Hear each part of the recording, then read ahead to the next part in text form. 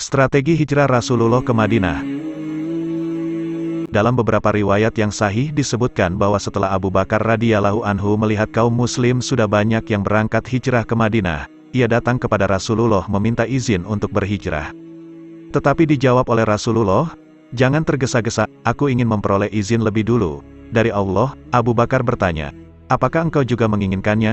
Jawab Nabi, "Ya." Kemudian Abu Bakar menangguhkan keberangkatannya untuk menemani Rasulullah. Ia lalu membeli 2 ekor unta dan dipeliharanya selama 4 bulan. Selama masa tersebut kaum Quraisy mengetahui bahwa Rasulullah telah memiliki pendukung dan sahabat dari luar Makkah. Mereka khawatir jangan-jangan Rasulullah keluar dari Makkah kemudian menghimpun kekuatan di sana dan menyerang mereka. Maka diadakanlah pertemuan di Darun Nadwah, rumah Qusay bin Kilab, tempat kaum Quraisy memutuskan segala perkara, untuk membahas apa yang harus dilakukan terhadap Muhammad. Akhirnya diperoleh kata sepakat untuk mengambil seorang pemuda yang kuat dan perkasa dari setiap kabilah Quraisy. Kepada masing-masing pemuda itu diberikan sebilah pedang yang ampuh. Kemudian secara bersama-sama mereka serentak membunuhnya, agar Bani Abdi Manaf tidak berani melancarkan serangan terhadap semua orang Quraisy. Setelah ditentukan hari pelaksananya, Jibril datang kepada Rasulullah memerintahkannya berhijrah dan melarangnya tidur di tempat tidurnya pada malam itu. Dalam riwayat Bukhari, Aisyah radhiyallahu anha mengatakan, "Pada suatu hari kami duduk di rumah Abu Bakar, tiba-tiba ada seorang yang berkata kepada Abu Bakar, 'Rasulullah datang,' padahal beliau tidak biasa datang kemari pada saat seperti ini." Kemudian Abu Bakar berkata, "Demi Allah, Rasulullah datang pada saat seperti ini. Tentu ada suatu kejadian penting." Aisyah berkata, "Kemudian Rasulullah datang dan meminta izin untuk masuk. Setelah dipersilakan oleh Abu Bakar, Rasulullah pun masuk ke rumah, lalu berkata kepada Abu Bakar, 'Suruhlah keluargamu keluar rumah.'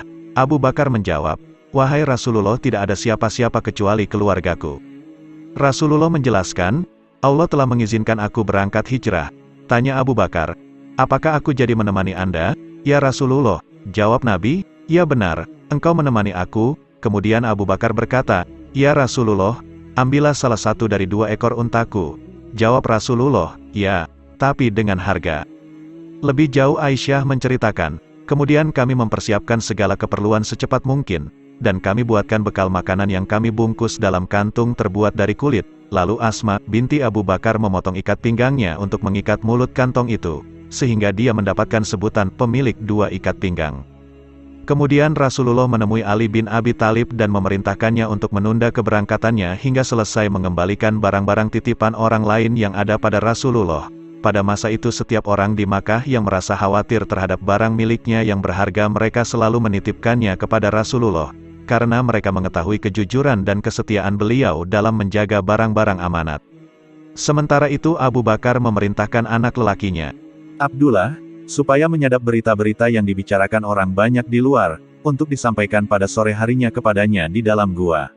Selain Abdullah, kepada bekas budaknya bernama Amir bin Fahirah, Abu Bakar juga memerintahkan supaya mengembalakan kambingnya di siang hari, dan pada sore harinya supaya digiring ke gua untuk diperah air susunya, di samping menghapuskan jejak. Kepada Asma, Abu Bakar menugasinya supaya membawa makanan kepadanya setiap sore. Ibnu Ishaq dan Imam Ahmad meriwayatkan dari Yahya bin Ibad bin Abdillah bin Zubair dari Asma binti Abu Bakar. Ia berkata, ketika Rasulullah berangkat bersama Abu Bakar membawa serta semua hartanya sejumlah 6 atau 5.000 dirham. Selanjutnya Asma menceritakan, kemudian kakekku yang sudah buta, Abu Kuhafah, datang kepada kami seraya berkata, 'Demi Allah, aku melihat Abu Bakar berangkat meninggalkan kamu dengan membawa seluruh hartanya.'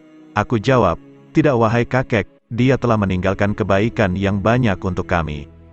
Lalu aku ambil beberapa batu, kemudian aku letakkan di tempat di mana Abu Bakar menaruh uangnya.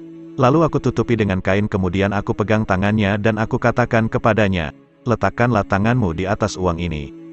Kemudian dia meletakkan tangannya di atasnya seraya berkata, 'Tidak mengapa, jika dia telah meninggalkan untukmu, dan ini cukup untukmu.' Asma berkata, 'Demi Allah, sebenarnya dia tidak meninggalkan sesuatu untuk kami, tetapi dengan cara itu aku hanya ingin menyuruh kakek diam.' Pada malam hijrah Nabi, orang-orang musyrik telah menunggu di pintu Rasulullah, mereka mengintai hendak membunuhnya. Tetapi Rasulullah lewat di hadapan mereka dengan selamat, karena Allah telah mendatangkan rasa kantuk pada mereka. Sementara itu Ali bin Abi Thalib dengan tenang tidur di atas tempat tidur Rasulullah, setelah mendapatkan jaminan dari beliau bahwa mereka tidak akan berbuat kejahatan terhadapnya. Maka berangkatlah Rasulullah bersama Abu Bakar menuju Gua Sur. Peristiwa ini menurut riwayat yang paling kuat terjadi pada tanggal 2 Rabiul Awal. Kemudian Abu Bakar memasuki gua terlebih dahulu untuk melihat barangkali di dalamnya ada binatang buas atau ular. Di gua inilah keduanya menginap selama 3 hari. Setiap malam Abdullah bin Abu Bakar menginap bersama mereka, kemudian turun ke Makkah pada waktu subuh. Sementara Amir bin Fahirah datang ke gua dengan kambing-kambingnya untuk menghapuskan jejak kaki Abdullah. Dalam pada itu, kaum musyrik setelah mengetahui keberangkatan Nabi, mencari Rasulullah dengan mengawasi semua jalan ke arah Madinah, dan memeriksa setiap persembunyian, bahkan sampai ke Gua Sur. Saat itu Rasulullah dan Abu Bakar mendengar langkah-langkah kaki kaum musyrik di sekitar gua, sehingga Abu Bakar merasa khawatir dan berbisik kepada Nabi, "Seandainya di antara mereka ada yang melihat ke arah kakinya, niscaya mereka akan melihat kami." Tetapi dijawab oleh Nabi, "Wahai Abu Bakar, jangan kamu kira kita hanya berdua saja, sesungguhnya Allah beserta kita." Allah menutup mata kaum musyrik sehingga tak seorang pun melihat ke arah gua itu, dan tak seorang pun di antara mereka berpikir tentang apa yang ada di dalamnya. Setelah tidak ada lagi yang mencari, dan setelah datang Abdullah bin Uraikid seorang pemandu jalan yang dibayar untuk menunjukkan jalan rahasia ke Madinah, berangkatlah keduanya menyusuri jalan pantai dengan dipandu oleh Abdullah bin Uraikid itu. Pada waktu itu kaum Quraisy mengumumkan tawaran, bahwa siapa saja yang dapat menangkap Muhammad dan Abu Bakar akan diberi hadiah sebesar harga diat, tebusan, masing-masing dari keduanya. Pada suatu hari, ketika sejumlah orang dari Bani Mujil sedang mengadakan pertemuan, di antara mereka terdapat Suraka bin Jasam, tiba-tiba datang kepada mereka seorang lelaki sambil berkata, "Saya baru saja melihat beberapa bayangan hitam di pantai. Saya yakin mereka adalah Muhammad dan sahabatnya." Suraka pun paham bahwa mereka adalah Muhammad, tetapi dengan pura-pura ia berkata, "Bukan, mereka adalah si Fulan dan si Fulan yang sedang bepergian untuk suatu keperluan." Ia berhenti sejenak, kemudian menunggang kudanya untuk mengejar rombongan itu, hingga ketika telah sampai di dekat Rasulullah, tiba-tiba kudanya tersungkur, dan dia pun jatuh terpelanting. Kemudian dia bangun dan mengejar kembali sampai mendengar bacaan Nabi Muhammad. Berkali-kali Abu Bakar menoleh ke belakang, sementara Rasulullah berjalan terus dengan tenang. Tetapi tiba-tiba Suraka terhempas lagi dari punggung kudanya dan jatuh terpelanting. Ia bangun lagi dengan tubuh berlumuran tanah, kemudian berteriak memanggil-manggil minta diselamatkan.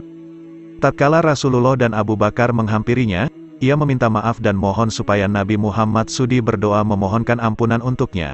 Dan kepada Nabi Muhammad ia menawarkan bekal perjalanan. Oleh Nabi Muhammad dijawab, "Kami tidak membutuhkan itu. Yang kuminta supaya engkau tidak menyebarkan berita tentang kami." Suraka menyahut, "Baiklah, maka pulanglah Suraka." Dan setiap bertemu dengan orang-orang yang mencari-cari Rasulullah, dia selalu menyarankan supaya kembali saja. Demikianlah kisah Suraka. Di pagi hari ia berjuang giat ingin membunuh Nabi, tetapi di sore hari berbalik menjadi pelindungnya.